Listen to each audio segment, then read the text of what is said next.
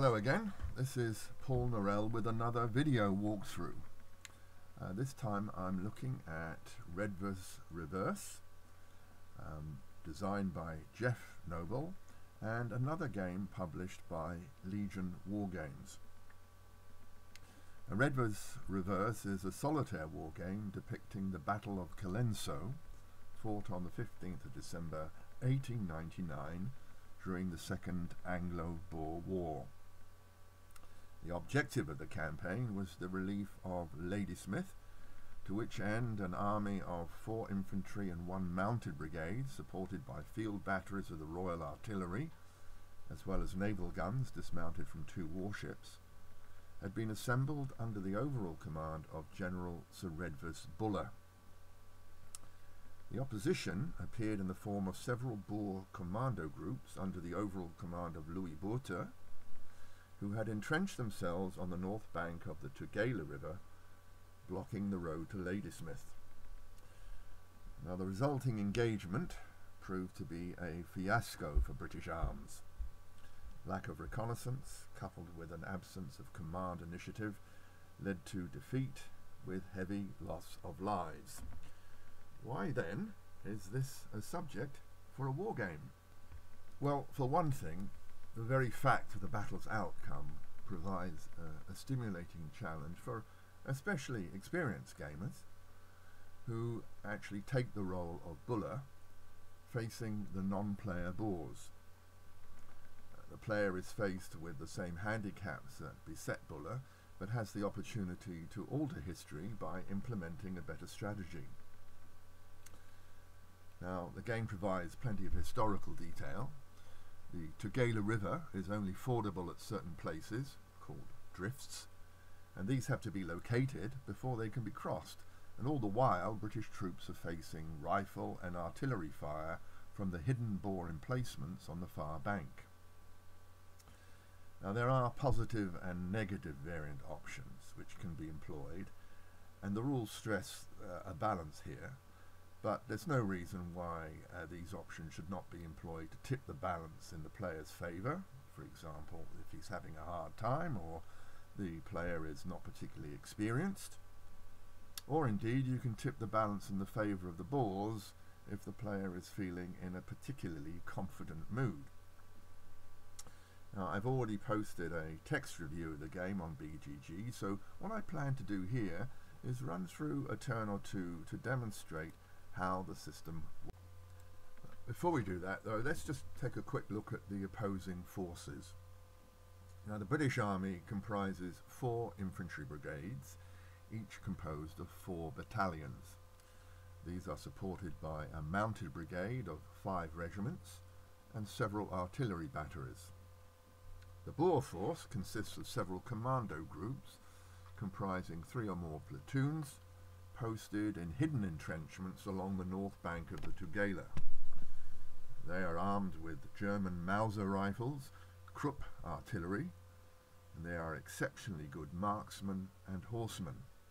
In fact, they are the archetypal guerrilla fighters. Now, when playing this game as the British, the player should forget all notions of the thin red line and the genius of a Marlborough or Wellington. By the turn of the century, British troops were still highly disciplined and courageous fighters, but leadership lacked initiative, and the high command, as it had been for 2 centuries, was still based on social status and not ability. Okay, well, let's have a look at the map, and again I'm very grateful to Peter Bennett, who created the Vassal module for Blenheim, which I did a video on a while back, and he's also done one for Redvers Reverse, so thanks to him. Now, the situation is this: to win the game, the British need to eliminate enemy commando groups, avoid heavy losses, and exit as many battalions and regiments as possible off the north edge of the map towards Ladysmith. It's a race against time because each turn that elapses, Boer confidence is increased, and if either the confidence or losses track reaches 20, the British lose. By contrast, if the confidence track can be kept below the turn marker, then there is the possibility that the boars will become shaken, and if this happens twice, the British win. Now we join the action in turn 6, and I'm using a variant which holds back one British brigade until turn 8, which you can see on the track here. You can also see that the boar confidence track has gained one place above the turn marker. This is because the British were not able to occupy the lower front line area before turn 5, which is the shaded box, and are therefore penalised.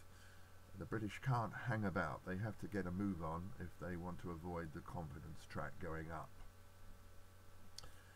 Now the British have advanced on a broad front as far as the river. The artillery has deployed in support, and the battalions have begun taking fire from Boer artillery, as well as those commando groups adjacent to the river. And you can see that various units have taken losses and are either disrupted or suppressed. If we take a closer look, we can see a couple more things. Firstly, the objective marker for the 2nd Brigade, that's the green band, is still on the map, showing that this formation has yet to reach its designated objective. Secondly, one battalion of the Light Infantry Brigade, that's with the yellow band, has found the drift and is crossing the river, but the other drift, the blue marker, has yet to be revealed. And thirdly, note the hidden markers. Now these denote Boer emplacements that haven't been found. The marker is removed when the unit fires, but until then they are very difficult to hit. So what I'm going to do now is just play through one turn to give you an idea of what happens. We start with the British event phase and we draw a drift chit. Now this is very handy because it means we don't have now to roll to see if we find the drift at the river. It's located automatically, and the 2nd Infantry Brigade can now cross the Tugela without further delay. Now the next phase is the next 4 phases we can skip because no orders are being given this turn, so we proceed to the Boer shellfire phase. Now the Boer artillery situated above Colenso has a range of 3 hexes and therefore has 4 eligible targets all south of the river. The 2nd Brigade on the extreme left, the Fusilier Brigade with the white band in the centre, the artillery batteries on the right, and the Mounted Brigade on the extreme right, covered by disrupted markers. And to simulate the choice the Boer commanders would have selecting targets, we place plot markers on each eligible target area, randomly placing the last 2 as no priority targets apply in this case. Each plot marker relates to a pip on the dice, so a die roll of 2 determines that it will be the Fusilier Brigade which is attacked. There are no modifiers, so 2d6 is added to the artillery value of 3 to get 7 plus 3 equals 10, which is enough to disrupt 1 battalion of the player's choice. My apologies, I should have said areas, not hexes. My mind obviously on another game. Now there is another artillery unit on Red Hill, but it's currently hidden, and for the purposes of this replay we'll say that it decides not to reveal its location and will not fire. Now the next phase is the Boer recovery phase, and all units with disrupted and suppressed markers roll to see if they recover.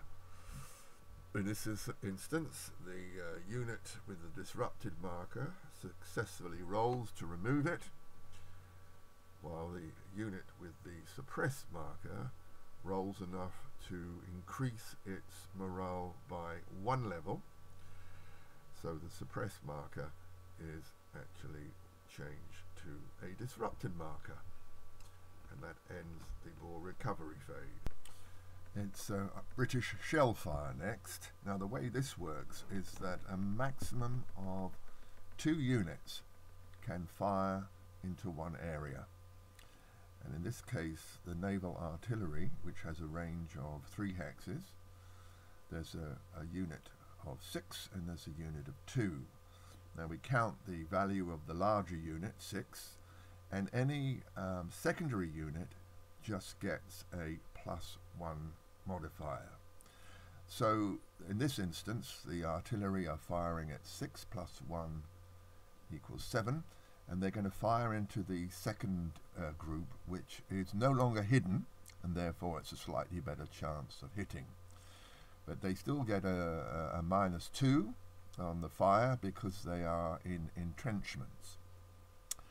So 7 - 2 is 5, plus 2d6 is 10, which is enough to disrupt the unit, but as it's disrupted already, there's no further effect. Now in the center, a single naval artillery unit, value 6, will fire at the Boksburg commando, part of the second group. And you notice I put a single attack marker. If it was more than 1 unit, there'd be a multiple attack marker, which I should have put in on the last attack but didn't. So we roll the dice here, and it's 6 - 2 for the entrenchments, and the roll is enough to suppress this commando unit, and a suppress marker is placed on it. Now the final artillery attack takes place against the Boer commandos on Hlongwani. Ordinary field batteries have a range of 2 areas, which is fine in this case, and the 2 undisrupted batteries will fire. And notice that despite the fact that they're both 6, only 1 will count and the other is just a +1. So again it's 7 into an area where there's a -2 modifier because the Boers are emplaced even though they're no longer hidden, and again the result is enough to suppress. Now notice that all the units in a group are suppressed, not just one that is fired at, it's the whole area. A quick check at the turn track now, and we see that the next phase is British movement. Now a look at the map shows us that the light infantry brigade with the yellow bands are already crossing the Tugela. The rule is that as you exit a drift, you automatically go down 1 level of morale. So the 3rd Battalion of the King's Royal Rifles reaches the North Bank, but it's disrupted. The 1st Rifles now enter the drift, and only 1 unit can occupy a drift at the end of each movement phase. Next door, Hildyard, commanding the English brigade in the green band, crosses the drift and removes his objective marker because he's now reached his objective, and the 2nd East Surreys move onto the drift, ready to cross in their turn. Now entering and leaving a drift costs 1 movement point, which is why the infantry have to move on to the drift, but the leaders with 2 movement points can cross it in 1 turn. Now in the centre, the predicament facing Major General Barton, commanding the Fusilier Brigade with the white bands, is that the drift has not been located, indicated by the blue marker still present. So this marker is flipped over to reveal a number. A 2d6 roll has to be less than or equal to that number to enable the crossing place to be found, and unfortunately the roll is a 7, so that crossing cannot be used this turn. However, the command radius of a brigade is within 1 area of a commander, so if Barton chooses, he can either cross by the bridge or deploy units in the area adjacent to the bridge and have some of them cross by that means. And that is in fact what he decides to do. He sends the Royal Fusiliers and the Royal Scots Fusiliers into the town of Colenso so that they might be able to use the bridge to cross the river in a subsequent turn. Now, over on the lower front line below Llangwani, oh, I pronounced it correctly that time, Major General the Earl of Dundonald with the Mounted Brigade has a difficult decision to make. He could enter the Llangwani area, but would come under fire and would have to assault the Boers of the first group stationed there, and although they are suppressed, all of the Mounted Brigade are disrupted, and Dundonald does not fancy his chances. But what he can do is outflank Llangwani position by sending some of his brigade towards the Small Falls Drift in an attempt to cross the river and get to Ladysmith by that means. So what he decides to do then is to send the 13th Hussars and the Royal Dragoons, who are dismounted, around the Llangwani position towards the Small Falls Drift in an attempt to locate the crossing. The remainder of the brigade, which is in relative cover of scrub, are ordered to mount up, ready for the ride to the river. That completes the British movement phase. There are no assaults this turn, so we proceed immediately to the Boer event phase, which only begins on turn 5, so we have an event this turn. An event chit is drawn, and it is a first group released, and this is the group on Llangwani, the Standerton and Wackestrom commando groups, and they have the option to be released and able to move. Now this can only apply if there are 5 or less British strength points, battalions or regiments in the lower front line area. Now ironically, there were more than 5 until Dundonald opted to mount his mounted brigade, and those strength points then became 3. So now the conditions for the release of the commander groups applies, and a release marker is accordingly placed on that commando group. Now it's the Boer movement phase, and normally released units have the option to move, but there are 2 conditions which prevent this happening in this case. One is that the released units are already adjacent to British units and therefore they don't move. And the second condition anyway is that suppressed units cannot exit a hill area. So those 2 reasons apply. Well, I'm going to pause the presentation here, and I will complete the phases for this turn, which include rifle fire for both sides and final victory checks in a subsequent video. So until then, bye for now, and thank you very much for watching.